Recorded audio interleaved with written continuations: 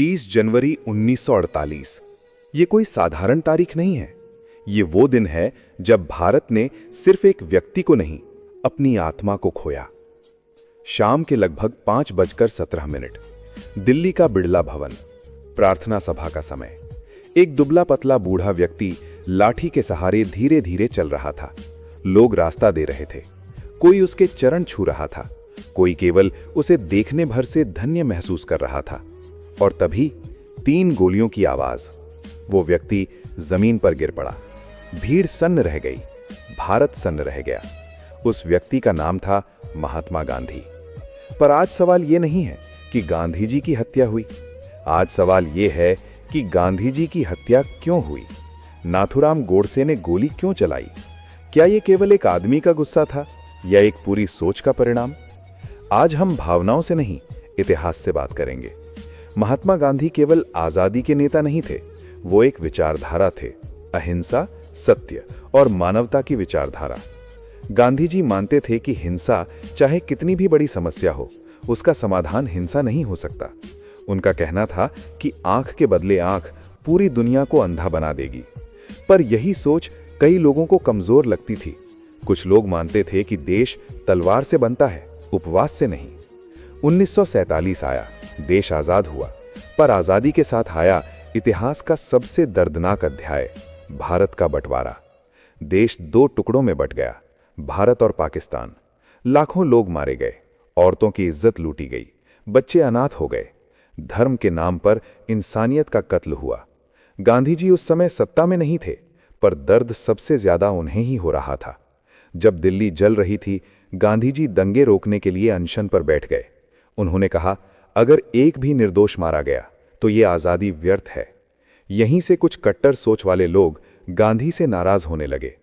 फिर आया एक बहुत बड़ा मुद्दा, पाकिस्तान को 55 करोड़ रुपए देने का। बंटवारे के समय यह तय हुआ था कि भारत पाकिस्तान को 55 करोड़ रुपए देगा। लेकिन जब पाकिस्तान से आए कश्मीर पर हमले और दंगे शुरू हुए तो भारत सरकार ने यह पैसा रोक लिया। गांधी जी ने इसका विरोध किया। उन्होंने कहा, समझौता समझौता होता है, वचन तोड़ना अधर्म है। और गांधी जी ने फिर से अनशन शुरू कर दिया। यह वही क्षण था जहां नाथूराम गोडसे जैसे लोगों को लगा कि गांधी भारत के नहीं, पाकिस्तान के साथ खड़े हैं। यहीं से गांधी को देशद्रोही कहने की खतरनाक सोच पैदा हुई। अब जानना जरूरी है, नाथूराम गोडसे कौन था? नाथूराम विनायक गोडसे पुणे के महाराष्ट्र का रहने वाला था। वो हिंदू महासभा से जुड़ा हुआ था और पहले आरएसएस से भी उसका संबंध रहा था। उसकी सोच थी कि भारत केवल हिंदुओं का राष्ट्र होना चाहिए। उसका मानना था कि हिंदू हमेशा सहते रहे और गांधी उन्हें और कमजोर बना रहे हैं। गोडसे को लगता था कि अहिंसा कायरता है, मुसलमानों से समझौता राष्ट्र के साथ धोखा है। ध्यान रहे, ये गोडसे की सोच थी, इतिहास का सत्य नहीं। गोडसे अकेला नहीं था, उसके साथ और लोग भी थे। उन्होंने मिलकर गांधी की हत्या की योजना बनाई। पहले भी कोशिश हुई, बम फेंका गया, पर गांधी बच गए। लेकिन 30 जनवरी 1948 को किस्मत ने साथ नहीं दिया। गांधी जी प्रार्थना के लिए जा रहे थे। गोडसे सामने आया, झुका और पिस्तौल निकाल ली।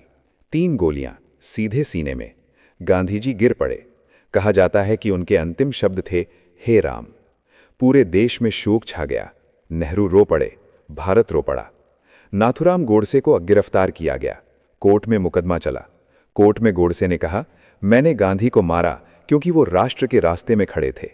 1949 में नाथूराम गोडसे को फांसी दे दी गई। लेकिन सवाल यह है कि क्या फांसी से नफरत मर जाती है? गांधी की हत्या सिर्फ एक आदमी ने नहीं की। ये उस नफरत का नतीजा थी जो धीरे धीरे समाज में भरी गई। जब असहमति को संवाद से नहीं, गोली से जवाब दिया जाता है, तब इतिहास खून से लिखा जाता है। गांधी गलत हो सकते हैं, हर इंसान गलत हो सकता है, पर गोली कभी उत्तर नहीं हो सकती। गांधी आज भी जिंदा है, उनकी लाठी में नहीं, उनके विचारों में। जब तक हिंसा के खिलाफ कोई भी एक आवाज उठती रहेगी, गांधी जिंदा रहेंगे। इतिहास हमें यही सिखाता है, विचारों से लड़ो, इंसान से नहीं।